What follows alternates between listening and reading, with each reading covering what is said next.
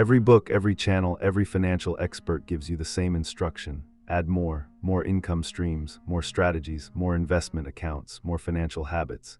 And most people spend years collecting strategies the way other people collect debt, convinced that the right combination is just one more piece away. But what if the reason financial independence keeps escaping you has nothing to do with what you haven't added yet?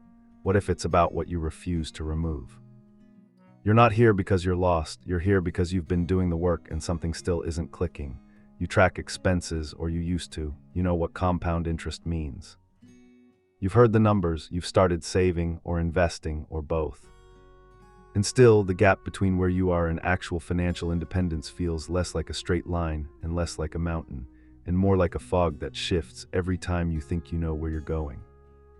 Here's what that fog actually is. It's not lack of information.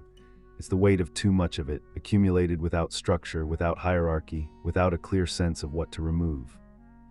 And every financial strategy you're running right now that you can't fully commit to, that's not neutral. It costs something, not money, attention, mental bandwidth, the capacity for deliberate action.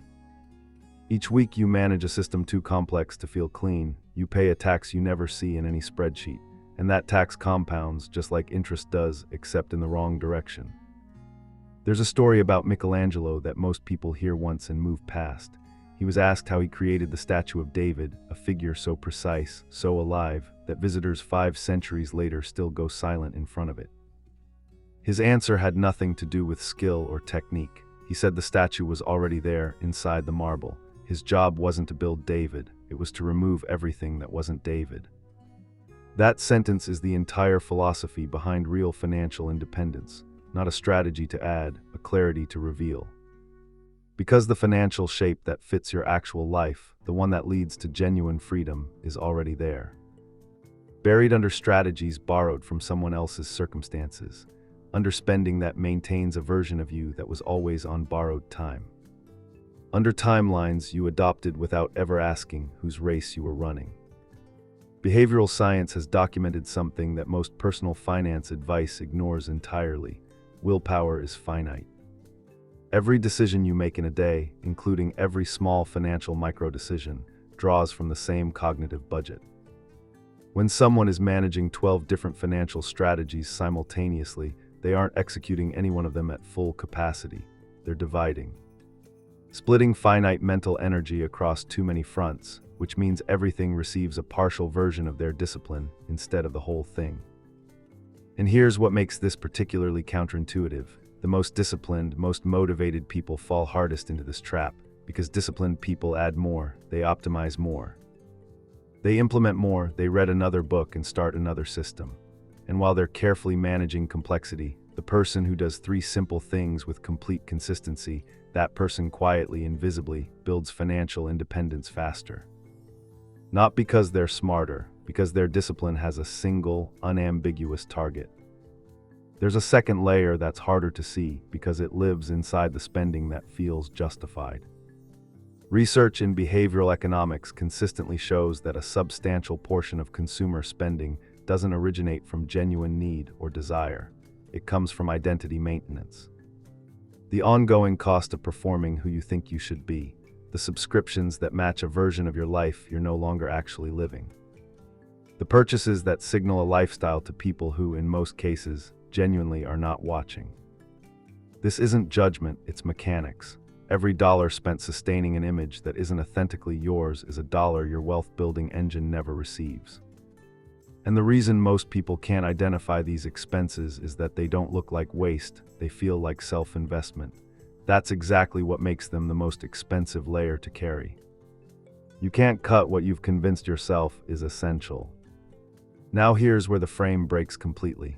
The most financially free people, the ones who actually reach the point where their money habits do the heavy lifting, don't share the quality you'd expect. They don't have more discipline, they have fewer decisions requiring discipline. They didn't build more willpower, they built environments that don't require willpower to maintain. The sculptor doesn't fight the marble every day, forcing it to become something. He removes what doesn't belong, and then the form holds itself.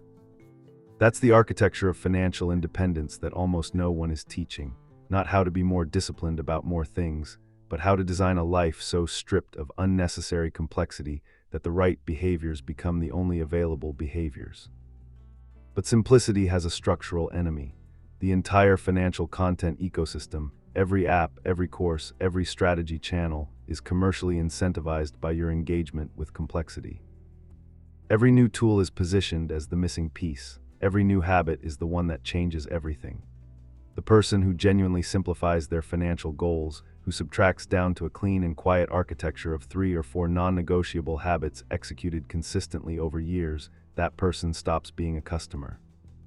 They stop clicking, they stop searching, they find the thing that works, and they stop consuming content about finding the thing that works. Simplicity is the most countercultural financial freedom act available, and the reason it's undersold is precisely because it works.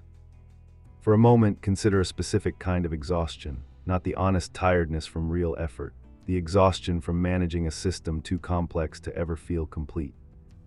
The particular tiredness that comes from knowing you have 11 financial tabs open in your brain, that 3 of them have been on pause for months, that 2 of them contradict each other, and that none of them are producing the clarity that financial independence is supposed to feel like. That's not discipline. That's accumulation wearing a productivity label. And the longer it continues, the harder it becomes to see, because every new strategy you add feels like forward movement, even when the compass keeps resetting. So here is what the final formula actually looks like, not a list, a sequence of subtractions. Remove first every financial strategy you're running on theory rather than on actual conviction. If you cannot explain in a single sentence why a specific habit serves your particular version of financial independence, not a channel's version, not your colleagues', remove it. Incomplete strategies don't half work. They actively drain the capacity you need for the ones that do.